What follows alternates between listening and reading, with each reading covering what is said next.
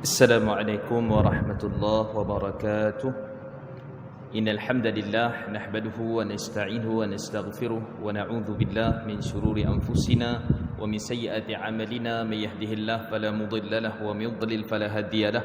Asyhadu an la ilaha illallah wahdahu la syarika lahu wa asyhadu anna Muhammadan 'abduhu wa rasuluh. Allahumma salli wa sallim ala sayyidina Muhammad wa ala alihi wa ashabihi wa man tabi'ahum bi ihsanin ila yaumiddin. Amma ba'd. Saya muliakan sidang jemaah yang dirahmati Allah Subhanahu wa taala. Insya-Allah tengah hari ini kita ambil tadabbur lagi daripada ayat-ayat Allah Subhanahu wa taala, dan hari ini kita nak baca daripada ataupun nak bincang sikit tadabbur daripada surah Al-A'raf. Surah Al-A'raf, surah yang ke-7, yang mana kita nak berbincang tentang ayat 50 dan 51. Dalam tajuk khususnya ialah dialog ahli neraka dengan ahli syurga. Kan? Apalah agaknya dialog yang mereka dialogkan ini? Apakah permintaan ahli syurga, ahli neraka kepada ahli syurga? Apa yang mereka minta bantuan, pertolongan? Yang kita akan tengok pada ayat ini insya-Allah. Baik, jom kita baca dulu surah Araf ayat 50 dan 51. A'udzu billahi minasyaitonir rajim. Bismillahirrahmanirrahim. ونادى أصحاب النار أصحاب الجنة أن أفيضوا علينا من الماء أو مما رزقكم الله قالوا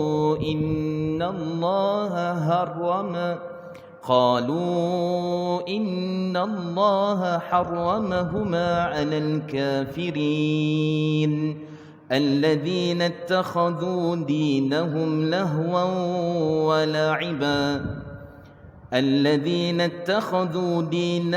لهوا ولعبا وغرتهم الحياة الدنيا فاليوم ننساهم كما نسوا لقاء يومكم هذا وما كانوا بآياتنا يجحدون. Subhanallah azim. Baik. Maksudnya, dan penghuni neraka menyeru, yakni meminta bantuan dan pertolongan kepada penghuni syurga.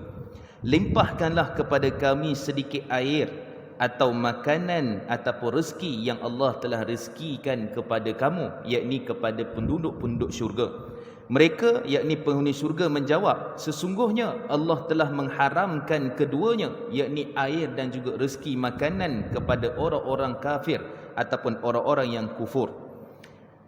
Itu ayat 50. Ayat 51, iaitulah mereka yang kufur itu bermaksud orang-orang yang menjadikan agama mereka sebagai main-main dan juga senda gurau dan kehidupan dunia yang menipu mereka, yakni mereka terpedaya. Maka pada hari itu, yakni hari kiamat, kami melupakan mereka sebagaimana mereka melupakan pertemuan mereka dengan hari ini, dan sebagaimana mereka selalu mengingkari ayat-ayat Allah ayat-ayat kami, yakni ayat-ayat Allah Subhanahu wa taala. Sadaqallahul azim.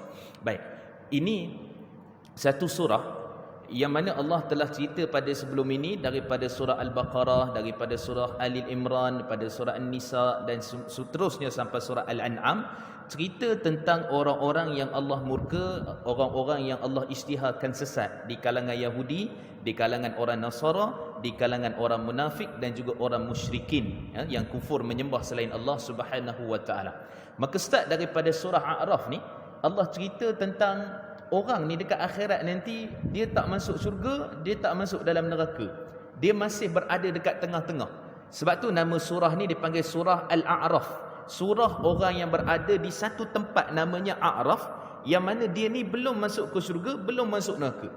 Kan? Jadi sebab tu sebahagian para ulama tafsir, disebut oleh Imam Ibn Kathir, disebut oleh Imam Tabari, akhirnya mereka ni dia pergi syurga juga, tetapi ujian nak masuk syurga itu adalah satu benda yang sangat berat. Cuma tak adalah kita kata secara khusus dalil daripada hadis ataupun penjelasan daripada Nabi secara tuntas dan jelas akhirnya ke mana. Tapi kebiasaannya ataupun kebanyakan para ulama tafsir menyebutkan semedikan. Okey, dan surah A'raf ni dia makiyah. Makiyah ni maksudnya ramai kadang-kadang orang dia sikit terkeliru. Dia kata makiyah ni ataupun maki ni turun dekat Mekah.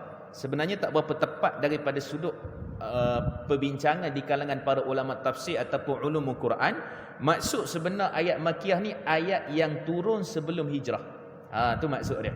Adapun ayat Madaniyah, ayat yang turun selepas hijrah. Dia tak kira dekat mana, mungkin di Taif, mungkin di Habsyah dan beberapa tempat. Maka semua itu, mana-mana Makkiyah sebelum hijrah, mana-mana Madaniyah adalah selepas hijrah. Okey, jadi itu secara ringkas tentang surah A'raf. Kita terus kepada ayat 50 dan juga 51. Allah Subhanahu wa taala menyatakan, saya ambil potong-potong lah. Allah menyatakan, wa nada ashabun nari ashabal jannah.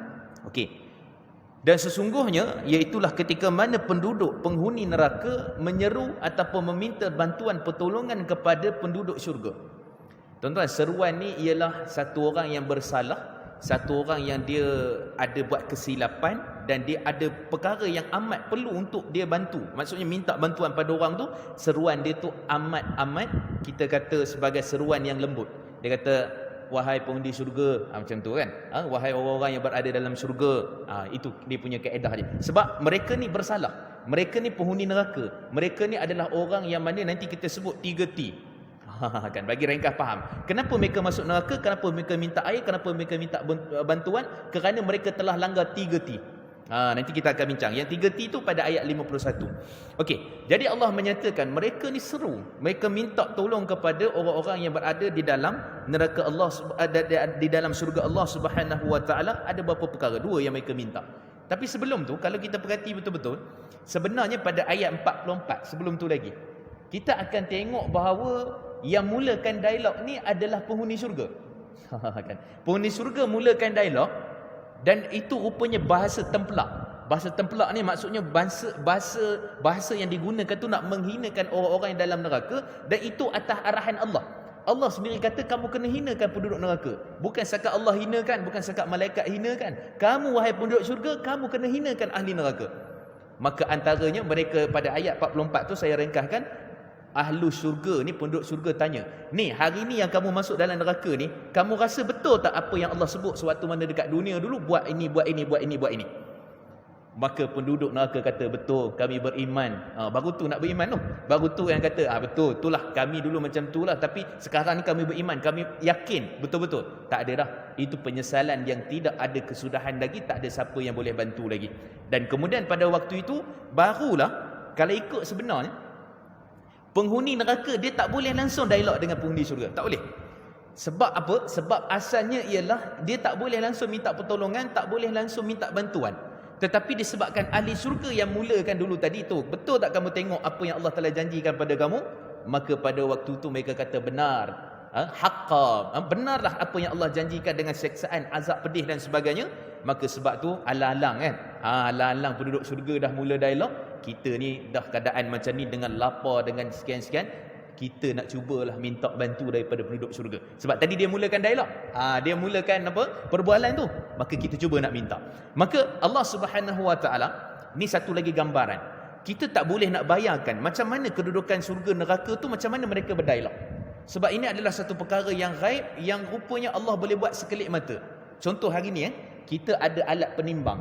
Alat penimbang ni kita pakai digital lah. Dulu kalau motor kita, kereta kita ni dia pakai jarum tu. Tapi sekarang ni banyak dah digital dah.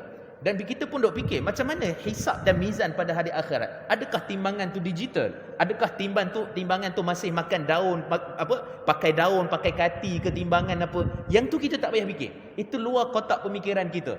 Kerana sistem yang ada hebat mana dekat dunia ni pun atas apa yang Allah telah kurniakan kepada kita. Maka begitulah, cermin memisahkan ke, dinding memisahkan ke, maka yang tu tak ada disebut secara jelas, tapi rupanya dialog tu boleh berlaku macam tu. Kalau kita kata dengan bantuan telefon, dengan apa, ada connection daripada sudut internet ke apa, itu tak ada. Kan, tak ada satu penjelasan pun, tapi kita kata benda tu boleh berlaku. Maka itulah antara dialog permulaan bagi ahli syurga. Dia panggil elok, wahai ahli syurga, wahai orang-orang yang masuk syurga, wahai ashabul jannah, maka tolonglah kami. Apa benda yang diminta tolong tu? Baik, yang pertama, ini cukup memberi kesan pengajaran sebenarnya tuan-tuan. Bila dialog ni berlaku, Allah rakam benda ni, adakah dah berlaku ke belum? Maka para ulama tafsir kata belum berlaku, kerana syurga neraka dah ada. Cuma kita kata dialog itu Allah rakam siap-siap. Oh ni flashback, bukan flashback tuan-tuan. Maksudnya dia awalkan benda tu. Benda tu akan berlaku tapi diawalkan. Kalau cerita dia flashback yang dah lepas. Tapi ini bukan yang dah lepas, yang akan datang. Itu hebatnya Allah punya kuasa, Allah Subhanahu wa taala. Baik, apa dia? Yang pertama sekali tuan-tuan, mereka kata mereka minta an afidu alaina minal ma'. Wahai penghuni syurga, mintalah sikit air. Dia tak banyak. Dia minta ni sebab tu dia guna perkataan minal ma', sikit je air. Haus sangat kami ni. Kami ni terlalu diuji oleh Allah Subhanahu wa taala, diazab dalam neraka ni, mintalah sikit air. Bahkan para ulama tafsir kata, air itu bukan air yang biasa digunakan diminum oleh ahli syurga, tapi air lebihan pun cukup lah. Ada air lebihan yang tak guna tu, yang apa melempah pun, yang tu lah bagi sikit yang kepada kami ni, cukup lah, cukup. Maka yang tu yang pertama yang mereka minta. Bahkan kata Imam Sufyan Ats-Tsauri, kata Al-Imam At-Tabari, mereka seru minta ni rupanya dia boleh minta kepada ayah ataupun mak dia. Dia boleh minta. Dia boleh minta sebagai seorang anak, dia kata, ya abati, wahai ayah aku, bagilah aku sikit air. Yang mana anak dalam neraka, ayahnya dalam syurga Allah Subhanahu wa taala. Kata Imam Sufyan Ats-Tsauri. Boleh juga minta kepada saudara-saudaranya ataupun orang-orang yang dulu dia nampak orang tu buat baik, tapi dia tak ikut orang tu buat baik. Dia menyelisihi jalan kebaikan yang orang lain duk ramai buat, tapi dia menyelisihi. Maka dia minta pada orang tu, minta tolong, minta bantu. Maksudnya tuan-tuan, dia kenal siapa ahli neraka, yang ahli syurga yang dia nak minta tolong tu. Dia kenal sangat. Dia kenal. Ini dulu orang rapat dengan aku ni. Ni dulu orang yang mana saudara aku ni. Ni dulu adik-beradik aku ni. Ni ayah aku. Yang itulah dia nak minta tolong. Bukan orang lain, bukan orang jauh, bukan orang lain. Maka ini adalah satu perkara yang Allah nak tunjukkan benda ni. Jangan kita menyesal dekat akhirat. Kita kena menyesal dulu awal dekat dunia ni. Baik, itu yang pertama yang dia minta. Yang kedua, mimma razaqakumullah. Kalau tak ada makanan, ni orang kata tuan-tuan, bagi betih nak apa? Tadi minta air. Kalau gitu alang-alang duk minta air, kita duk kelaparan, duk apa semua ni, kita minta makanan sekali lah. Sebab tu kata Imam As-Sudi, kata Imam Tabari ketika menafsirkan ayat ini, maka mereka menyatakan mereka minta mula tu minuman. Sebab biasa tuan-tuan, haus ni adalah benda yang pertama sekali. Sebab tu orang boleh hidup kalau dia tak ada makanan, dia minum air je. Jadi kita kata alang-alang dah minta air, kena ada makanan. Dah kita buka puasa dah kena air, dah kena ada makanan sekali. Kan? Tapi dulu kemudian tu cerita lain lah, nak buka dulu ke, nak sembahyang dulu ke, lepas tu makan, itu tak ada isu. Tapi air dulu yang penting. Air dulu. Maka sebab tu mereka minta air dulu. Alang-alang sekali, minta makanan sekali. Baik. Kemudian tuan-tuan, Allah Subhanahu wa taala suruh jawab, wahai penghuni syurga, kamu pelekehkan lagi, rendahkan lagi orang-orang yang dalam neraka itu. Kamu kata kepada mereka, apa dia tuan-tuan? Qalu, penduduk-penduduk syurga pun berkata, innallaha harramahuma 'alal kafirin. Sesungguhnya Allah mengharamkan kedua-duanya, yakni makan dan minum itu kepada orang-orang yang kufur kepada Allah. Okey, perkataan kafir ini tuan-tuan, jangan kita anggap dia ni orang kafir yang tu non-muslim apa semua, bukan. Yang kafir nak maksud yang kufur kepada semua yang Allah dah bagi pada dia. Dia tak ibadat, dia langgar perintah Allah, dia haramkan benda yang halal, halalkan benda yang haram. Tu maksud dia kufur tu. Kufurkan nikmat, kufurkan segala Allah bagi, dia tak sembah Allah, dia tak ibadah pada Allah. Maka yang tu yang dikatakan penghuni syurga kata, ni Allah bagi tahu, Allah menyatakan dia diharamkan kepada orang yang mana kufur kepada Allah Subhanahu wa taala. Tuan-tuan, ayat ini menjadikan bahawa sebenarnya azab dekat akhirat ni dia bukan sekadar fizikal. Dia akan diazab dengan emosi. Emosi kita, spiritual kita, semua tu akan diazab. Contoh gini katalah contoh kita minta tolong satu orang, ataupun kita kata kita berjalan satu tempat, hari tu hujan. Tiba-tiba ada satu kereta lalu kat kita, dia berhenti. Kemudian orang tu sekadar tanya, ni kamu nak buat apa ni? Ni hujan ni, nak minta tolonglah sikit. Lepas tu minta tolong tu kata, minta maaf lah, ni apa dalam kereta ni penuh apa semua. Bila kita tengok-jenguk, tak ada apa pun. Kan? Maksudnya kosong. Apa perasaan hati kita? Akan terguris kita kata kita minta tolong ni, hujan basah ni, tiba-tiba tak ada orang nak tolong kita waktu kita nak naik kereta tu kan. Jadi perasaan kita akan terguris kan. Kita minta makanan pada orang, kita minta bantuan pada orang. Contohnya kan KWSP baru masuk. Ada seorang kawan kita ni duk update, saya nak beli ni, saya nak beli tu, alhamdulillah dapat KWSP. Kita pun kita KWSP tak apa nak ada. kita pun mesej dia minta tolong ni, tolong sikit ni, ada sikit bantuan ke apa. Padahal tadi dia kata dia update dah, beli tu beli ni apa semua. Lepas tu dia kata minta maaf dah, tak ada, habis dah. Kan contohnya kan. Maka kita rasa sakit hati tau. Bukan sakit hati, terasa kita. Tapi kalau dekat syurga lagi lah tuan-tuan. Itu perumpamaan lah yang saya boleh buat. Tapi dekat syurga Allah kata ni, air tu boleh nampak melempah. Yang didahagakan oleh penghuni syurga. Makanan tu yang Allah bagi kepada penghuni syurga tu boleh nampak. Maksudnya hijab di antara syurga neraka tu Allah memang saja bagi mereka nampak, supaya bila mereka nampak mereka nak benda tu, dan akhirnya Allah tak bagi pun benda tu. Ini satu penghinaan yang mana Allah bagi betul-betul sungguh. Sebab tu Allah sebut dalam Quran banyak kali laknat, Allah hina, Allah itu, Allah ini. Bukan bermaksud kita nak masuk dalam kelompok tu, tapi kita kena berjaga-jaga supaya jangan termasuk dalam kelompok tu, kerana itu adalah apa yang Allah telah tunjukkan, perintahkan kepada kita. Okey, sekarang ni kita nak pergi tengok secara ringkas. Apa masalah sebenar mereka ni? Kan apa sebab mereka kufur ni? Ada 3 sebab. Itulah kita panggil 3T tadi. Baik, apa dia? Yang pertama, Allah Subhanahu Wa Taala menyatakan alladzina takhadhu dinahum lahwa. Mereka yang mengambil ataupun beragama secara apa? T yang pertama, tunggang agama. Ini dia tuan-tuan. Tunggang agama ni, ini kesudahan dia. Apa dia maksud tunggang agama ni?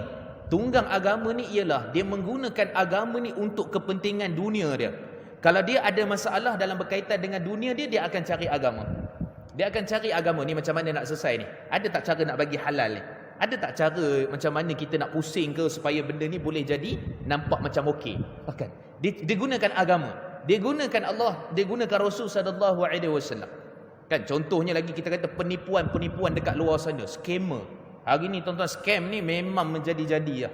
Yang banyak buat tu kadang-kadang tu orang Muslim yang bagi salam, Assalamualaikum, saya daripada ahli SDN, saya daripada syarikat sekian-sekian, saya daripada pegawai polis Damansara, saya daripada, dia punya tu, tapi bagi salam lah. Kan, bagi salam kan. Jadi dia pun bagi tahu gitu-gitu, akhirnya terkenalah kawan ni dalam penipuan tu.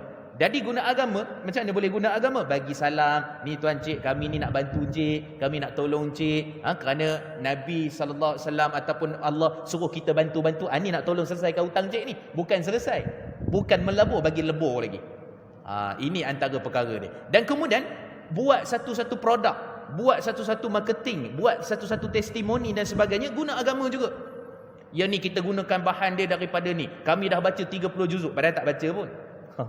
Saya jumpa tuan-tuan, bukan nak sebut lah kan, kismis lah, ayat Yasin lah, ayat bacaan 30 juzuk. Tuan-tuan tahu baca macam mana? Guna agama tu macam mana baca dia? Pakai MP3 share sudah ya. Pasang MP3 share sudah tu, saya jumpa depan mata. Sebab tu saya berani cakap, depan mata tu pasang, besoknya tu harga air tu RM2 ya. Kan. Jadi pasang tu sampai habis, minal jinnati wan nas, tutup botol. Lepas 24 jam, besok pagi tutup botol, 8 jam berapa jam bacaan tu, dan kemudian jual dengan harga RM10-15. Nampak tuan-tuan? Orang gunakan agama. Itu belum cerita yang menunggang melalui NGO, kata kita nak buat tu, nak buat ni dan sebagainya, yang halal yang haram semua. Maka bila ada saja perkara melibatkan nampak macam tak nak bagi orang nampak benda tu haram, dia akan gunakan taktik-taktik tertentu. Maka yang itu yang dipanggil T pertama, iaitulah apa? Menggunakan, mempermain-mainkan agama. Kan hari ni kemunculan ajaran-ajaran tertentu dan sebagainya, gunakan agama kan. Kenapa? Dia guna Quran juga tuan-tuan. Dia guna hadis Nabi sallallahu alaihi wasallam juga. Kan? Ni, kenapa perempuan tak boleh jadi imam kepada lelaki? Bukankah ada hadis Ummu Waraqah dalam riwayat Imam Tirmizi? Dia pakai hadis juga tuan-tuan. Kita tengok pun pening. Tengok. Betul lah ada hadis Ummu Waraqah dikatakan pernah mengimamkan seorang lelaki tua. Jadi macam mana pula kata tak boleh imam, perempuan tak boleh jadi imam? Itu dia tuan-tuan kan. Kemudian pula akan ada pula muncul golongan-golongan, kita ni bukan iman ni ataupun hati kita benda yang nampak tu. Tak tutup aurat pun tak apa, yang penting hati tu kena jaga. Nampak ni mulut ni duk maki, duk komen macam-macam dekat Facebook, tapi hati baik tu. Nampak? Golongan-golongan macam ni, dia akan mempersendakan agama Allah Subhanahu Wa Taala, dan ini realiti yang berlaku. Dan nanti kita akan tengok mereka lupa tentang akhirat. Mereka lupa. Bagaimana Allah lupa pada akhirat, Allah lupa kepada mereka. Nanti kita akan detailkan. Baik, itu T yang pertama. Okey, kita pergi yang T yang kedua, iaitulah terlena dengan permainan dunia. T pertama tunggang dunia, T yang kedua terlena dengan permainan dunia. Yang tu yang Allah sebut wala'iba. Wala'iba ni asalnya adalah Main, kita bermain kan. Sebab tu mal'ab ni dipanggil padang permainan. Tu tempat orang bermain kan. Jadi asalnya dunia ni memang permainan. Allah bagi kita harta, Allah bagi kita kesempatan, anak pinak kita. Sebab tu Allah sebut dalam surah Kahfi pada ayat 46, al-malu wal banu zinatul hayatid dunya. Anak-anak ataupun harta itu adalah perhiasan-perhiasan dunia. Kalau kita terlena dengan perhiasan itu, masalah. Kita kena sedar, kita kena celik bahawa semua yang Allah bagi ni kita kena urus cara yang baik. Sebab tu kalau ikut daripada sudut financial lah, kalau kita kata, pertama kita cari harta. Yang kedua adalah kita nak kembangkan harta, orang melabur apa semua. Yang ketiga kita nak lindung harta kita. Yang keempat ni ramai orang tak fikir, redistribution of income. Kita nak agih semula harta kita. Jadi kita kena fikir sampai ke situ. Anak ke, harta yang kita dapat dan sebagainya. Maka orang yang cerdik, yang pandai, dia akan fikir sampai mana nak agih ni. Dia sibuk. Sebab tu tuan-tuan, sebelum tahun lepas 2021, saya ni ada satu jemaah surau dekat Dana Kota. Nama dia Arwah Tuan Haji Basri. Tuan Haji Basri ni tuan-tuan sangat baik. Dan dia selalu banyak tanya soalan apa semua pada saya lah. Banyak pasal financial, kewangan dan sebagainya. Maka antara benda yang saya nampak dia bersungguh-sungguh, lebih kurang dalam sebulan sebelum dia meninggal dunia, tuan-tuan, dia buat apa? Dia kata, Ustaz, saya ni ada duit KWSP. Banyak tak banyak jugalah, tapi banyak jugalah kan. Jadi dia pun kata, mana Ustaz saya nak bagi ni? Kan zakat saya ni, KWSP ni, mana saya nak bagi? Saya pun bagi dekat dia. NGO yang memang trusted lah, saya bagi. Yang ni pengurusan mu'alaf dekat Jepun. Ni Tuan Haji nak bagi, silakan. Yang ni pengurusan dakwah sekian. Yang ni pengurusan sekian. Saya tengok dia transfer 2,000, 3,000, 4,000, 1,500. Dia transfer. Rupanya saya pun terfikir juga, laju Haji ni buat kerja tu. Kan baru bagi tu terus dia kata, ni Ustaz, kalau boleh saya nak minta resit lah sebagai bukti lah. Kan saya nak simpan, dia kata. Kan, boleh bagi resit apa semua. Sebulan lepas tu dapat tahu dia kena COVID. Tak sampai sebulan lepas tu, saya pun mesej tak berjawab lah mesej ni. Rupanya anak dia dah pegang telefon dia. Kan? Jadi lepas tu akhirnya baru dapat tahu, anak dia beritahu ayah dia dah meninggal dunia. Saya kata patutlah cepat sangat Haji ni buat benda-benda macam ni kan. Dia nak agihkan dia punya harta-harta tu. So maksudnya kita punya pemikiran, kita punya akhir ke mana kita nak pergi tu, sudut semua yang kita ada dekat dunia, akhirnya kita nak corakkan urusan tu semua kita nak akhirat. Anak kita boleh gunakan untuk akhirat. Harta kita, kereta kita, rumah kita, semua yang kita ada, kita nak pandukan, pusingkan supaya pemikiran keberuntungan, profit kita tu adalah akhirat. Itu dia cara dia, tuan-tuan. Sebab kita tak ada apa dah nanti, kita meninggal tak ada apa dah. Tapi cara kita nak uruskan itu, maka biar nampak supaya kita urusan dunia perhiasan itu bukan kita bermain-main. Jangan terlena, kita kata tadi, terlena dengan perhiasan dunia, maka menyebabkan kita nanti bimbang, takut jadi seperti mana orang yang minta air, orang yang minta makanan. Okey, kemudian T yang ketiga, wa gharrathumul hayatud dunya. Yang ni apa dia? Terpedaya, iaitulah dengan indahnya dunia dan juga nafsu yang menggoda. Terpedaya, tunggang agama, terlena, terpedaya. Kan? Jadi yang ketiga ni Allah kata ghar ataupun mata'ul ghurur, kesenangan yang menipu daya. Kadang-kadang ada orang dia buat benda-benda yang tak elok dan sebagainya, dapat harta, dapat duit, tapi akhirnya apa? Dia rasa inilah rezeki. Kan tipu orang apa benda semua, alhamdulillah dapat rezeki kan. Alhamdulillah dapat rezeki. Alhamdulillah dah sebut tu dapat rezeki. Tapi itu istidraj. Istidraj ni adalah satu benda yang Allah bagi dan akhirnya membuatkan kita lebih jauh dan lebih terpedaya dengan dunia.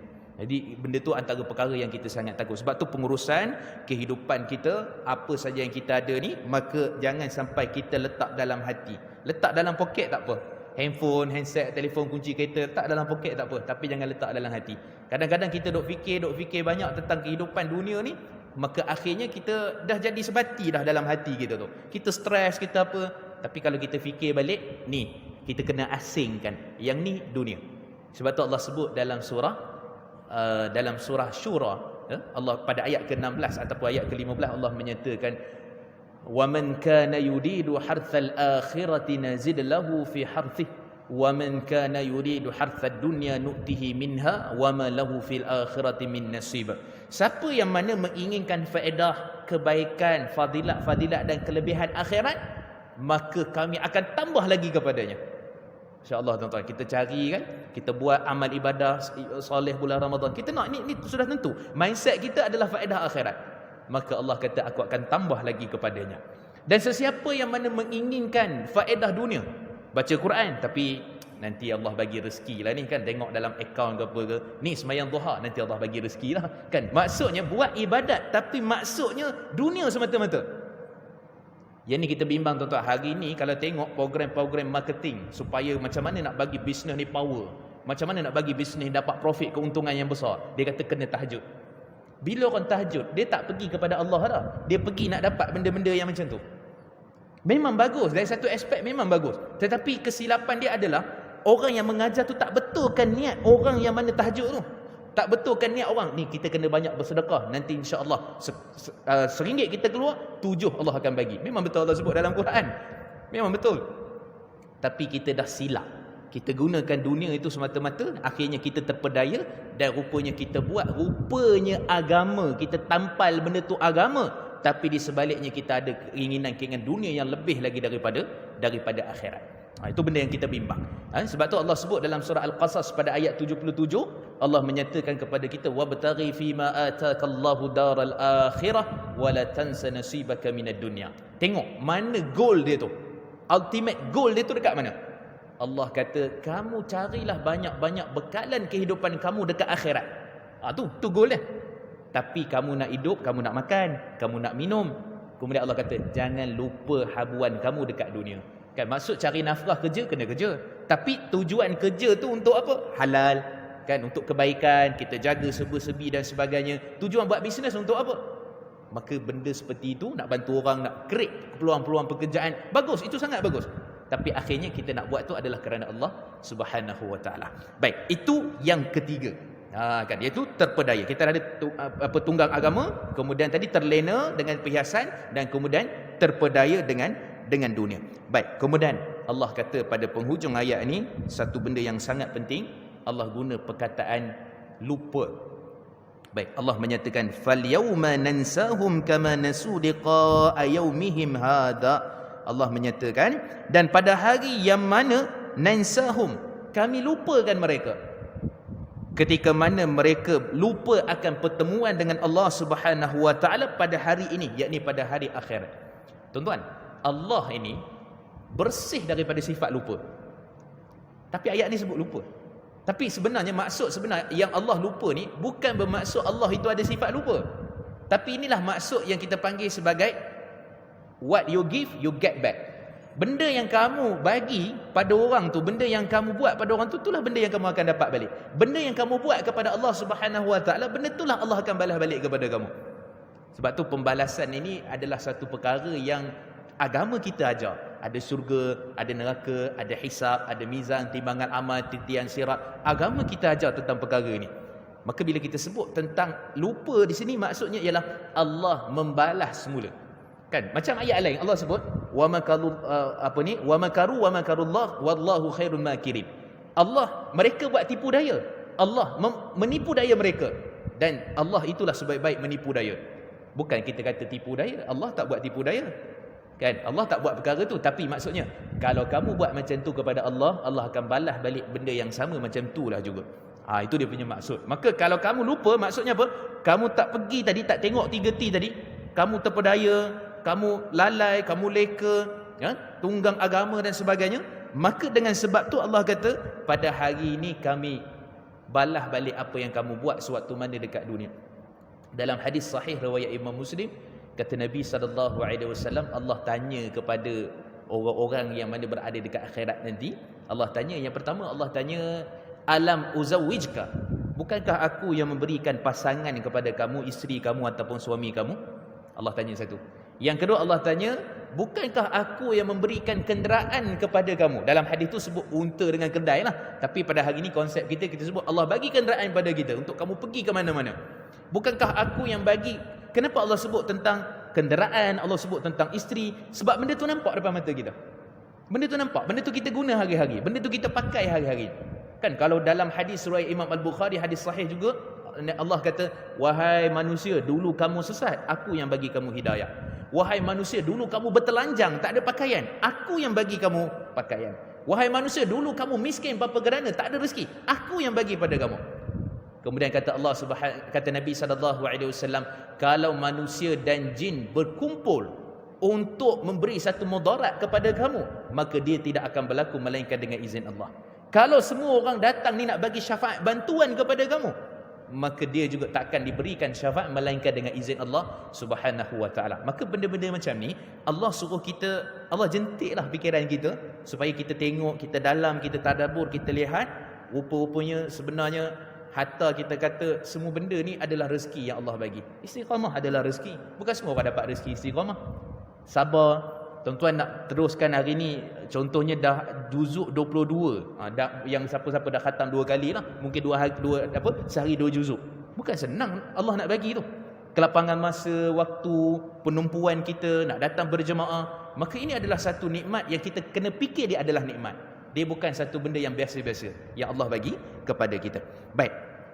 Kemudian Allah Subhanahu wa taala menyatakan, ketika mana kamu lupa kepada Tuhan kamu, lupa kepada perjumpaan, pertemuan dengan Allah Subhanahu wa taala, ada 3 minit lagi insya-Allah.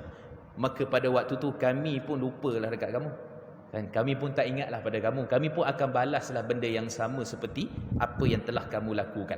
Allah Subhanahu wa taala ni tuan-tuan, kadang-kadang Allah guna perkataan aku, kadang-kadang Allah guna perkataan kami. Jadi aku dengan kami ni dua-dua menunjukkan bukan Allah itu ramai ke apa, bukan nak menunjukkan bahawa keagungan dan kehebatan Allah Subhanahu wa taala. Kadang-kadang orang besar berucap, dia tak kata saya dengan ini, tak kata. Dia kata kami dengan ini. Bukan menunjukkan dia tu ramai, padahal dia seorang lah, dia seorang.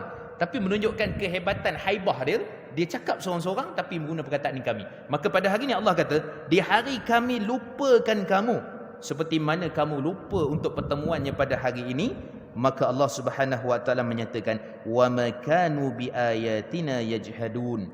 Dan dengan sebab itu mereka ini memperlekeh-lekehkan ataupun mereka ini meninggalkan, membelangkangkan ayat-ayat kami. Ayat ini ada berapa maksud tuan-tuan? Pertama, maksudnya ayat Quran itu sendirilah. Maksudnya hukum hakam, semua perkara-perkara yang Allah sebutkan itu ayat. Pertama. Yang kedua, ayat ini adalah bukti-bukti tanda kekuasaan Allah Subhanahu wa taala. Kan, bukti-bukti tanda kekuasaan Allah Subhanahu wa taala. Maka itu juga termasuk dalam ayat. Maka Allah bagi semua pada kita, tengok dengan mata kepala kita, fikir dan sebagainya.